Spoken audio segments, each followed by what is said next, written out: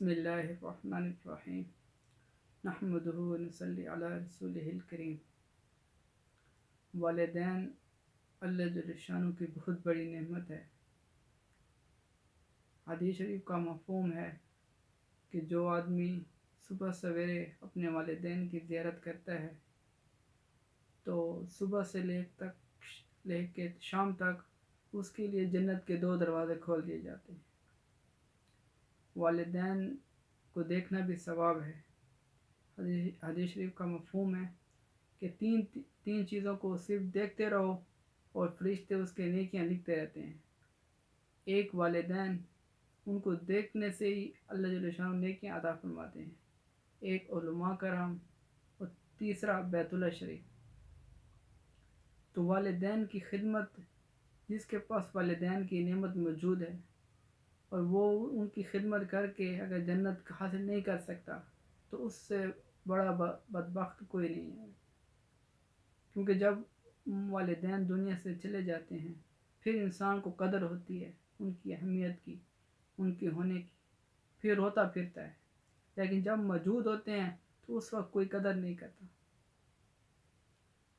ایک صحابی کے بارے میں آتا ہے کہ جب ان کا انتقال ہونے لگا تو جب آخری وقت تھا تو زبان پہ کلمہ جاری نہیں ہو رہا تھا، تو ان کی بیوی آپ سے ان کی خدمت میں حاضر ہوئی کہ یا رسول اللہ، کہ میرے خاوند کا آخری وقت ہے اور زبان پہ کلمہ جاری نہیں ہو رہا۔ تو آپ صلی اللہ علیہ وسلم نے فرمایا، کیا کوئی اس سے ناراض ہے؟ والدین میں سے کوئی اس سے ناراض ہے؟ کہا، والد تو فوت ہو چکے ہیں، والدہ زندہ ہے۔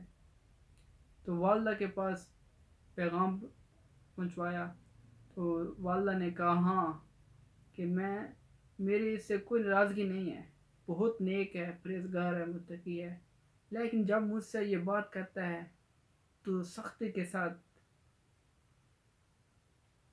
بدتمیزی کے ساتھ بات کرتا ہے۔ تو آپ صلی اللہ علیہ وسلم نے ان کو فرمایا کہ آپ اس کو معاف کر دیں۔ کہا کہ یا رسول اللہ، میں معاف نہیں کرتی۔ تو پھر آپ صلی اللہ علیہ وسلم نے حضرت بلال رضی اللہ عنہ کو کہا کہ جاؤ لکڑیاں لے کے آؤ۔ تو اس کی ماں نے عرض کیا، رسول اللہ لکڑیاں؟ کہا کہ تیرے بیٹے کو یہیں میں آگ میں جلاتا ہوں۔ کہا کہ نہیں یا رسول اللہ، آپ اس کو مت جلائیں، میں نے اس کو معاف کیا۔ جس طرح یہ لفظ کہے کہ میں نے اس کو معاف کیا تو وہاں اس کی زبان پہ کلمہ جاری ہو گیا۔ تو یہ صحابی ہیں۔ تو آج ہم اپنے اندر دیکھیں کہ ہم اپنے والدین کے ساتھ کیا سلوک کر رہے ہیں۔ ایک اولاد اپنی والدہ کو کہتی ہے کہ تو نے آج تک میرے لیے کیا ہے۔ وہ والدین جو ساری زندگی اولاد کے لیے اپنا ہر چیز قربان کر دیتے ہیں، اپنی نیند کو قربان کرتے ہیں، کہ جب وہ رات کو سخت سردیوں کے اندر گیلی جگہ پہ خود سوتے ہیں اور سوکھی جگہ پہ اپنی اولاد کو سلاتے ہیں۔